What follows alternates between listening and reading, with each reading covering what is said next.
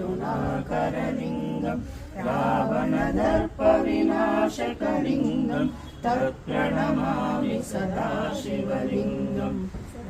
सुगन्धसुलेपितलिङ्गं बुद्धिविवर्धनकारणलिङ्गं सिद्धसुरासुरवन्दितलिङ्गं तत्प्रणमामि सदा शिवलिङ्गं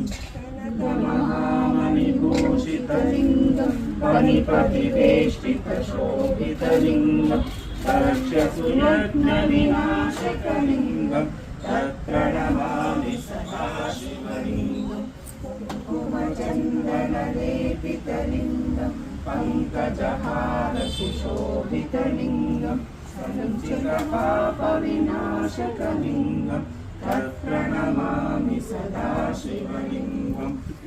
वदनार्चितसेवितलिङ्गं